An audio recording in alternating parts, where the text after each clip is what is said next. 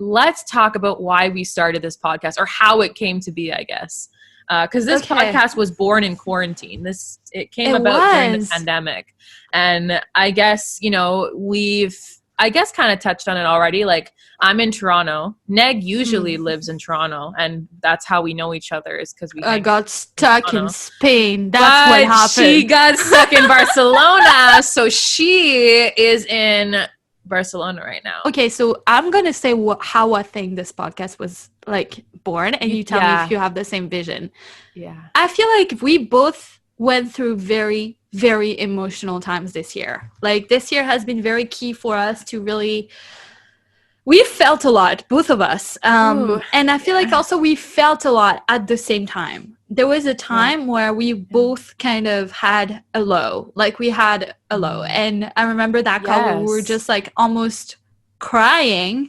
Yeah. And, I think that out of that call, I just said, we just were like talking about this, and I asked you, how do people who don't have a friend like you and me, like who don't have each other like that, how do they even survive? Like, how do you survive without emotional support? Like, I don't understand. And it was born from the fact. Yeah. Because like, I'm a really emotional person.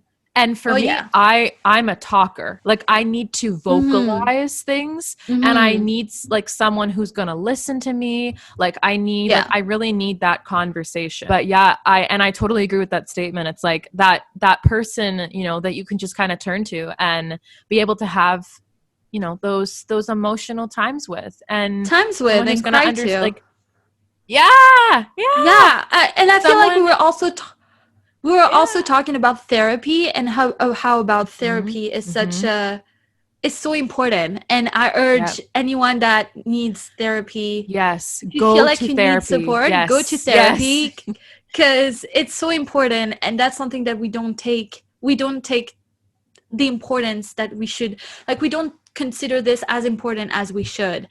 And we were just saying, what if we provided that emotional support without it being therapeutic, like without calling it therapy? What if we were people's best friends, basically, Yes. Yes. I love that. That's exactly how it came to me. Okay, you hit the nail on the head with that.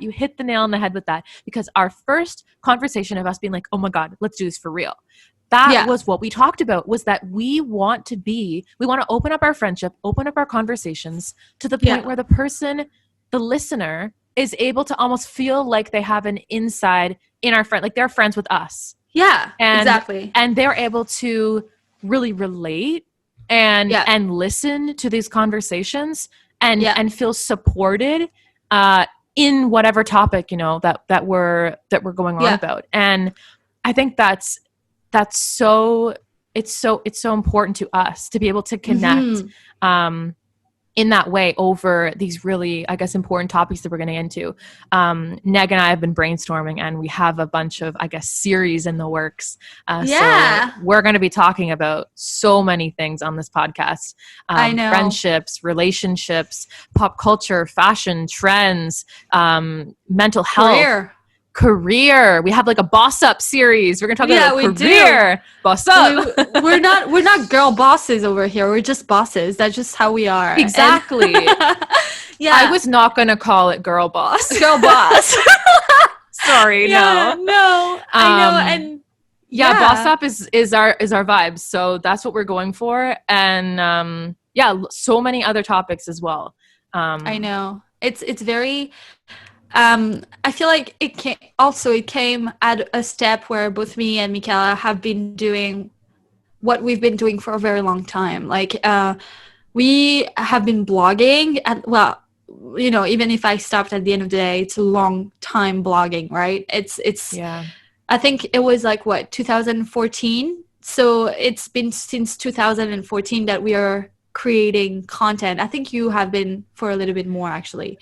I think maybe 2013. Yeah, 2013. It's around that time, right? It was not much more before, but it was, you started there. So we have been doing this for a very, very long time. Social media and being a online creator can be very tough. It can be very challenging. And it's all about the value that you bring to your, you know, audience. And I feel that value, yes. Yeah. And I feel like, you know, there's always a point where you keep doing things because, you know, this is what works, you know, this is what's getting likes and stuff like that. And you stop doing things out of love that much. And I think that to me at least, this feels like we're taking our audiences and our voices to the next step so we can really, really make a difference and really help people on a larger scale.